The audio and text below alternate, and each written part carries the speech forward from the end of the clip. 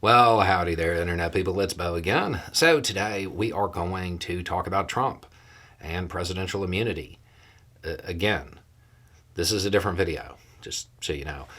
Yesterday, we talked about a decision that said Trump did not have presidential immunity when it came to a civil case.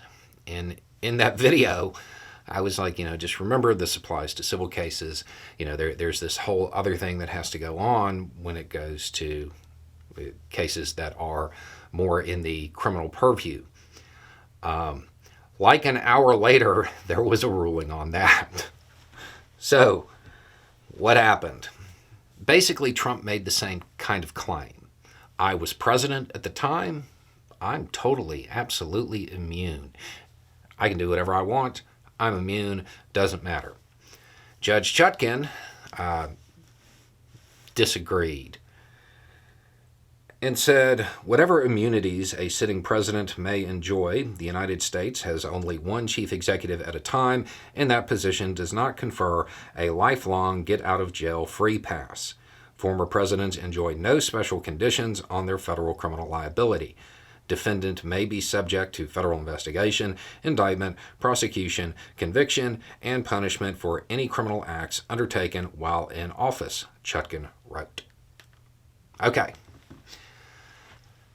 So, that's the decision. What does that mean? More than likely, it means that Trump is going to appeal this. And there are people who are concerned about how the current Supreme Court might rule in this situation. And I get it, given the current temperament of the Supreme Court. That being said, I don't even think this Supreme Court's gonna go with Trump on this one.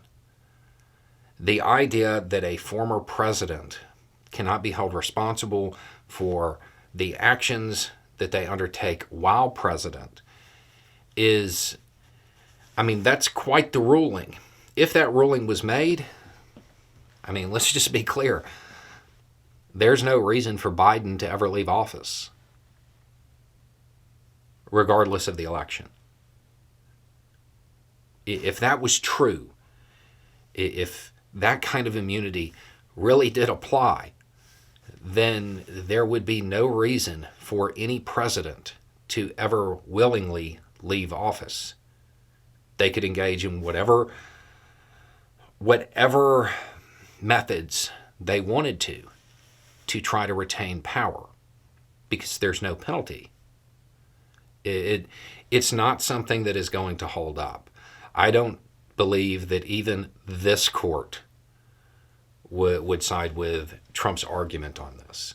It seems incredibly unlikely, because the long-term effects of that decision, they far outweigh any potential loyalty that the justices might have to Trump.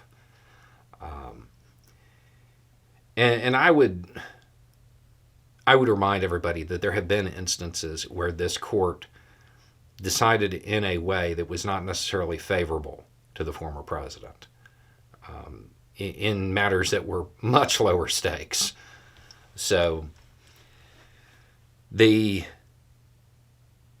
current decisions by the court suggest that presidential immunity does not apply to Trump in either the civil or the criminal aspects of what's going on right now in these cases. And the current framing of it, if argued that way before the Supreme Court, would lead to a situation where the Supreme Court, if they sided with Trump, they're basically just daring Biden to try to hold on to power. Doesn't seem likely.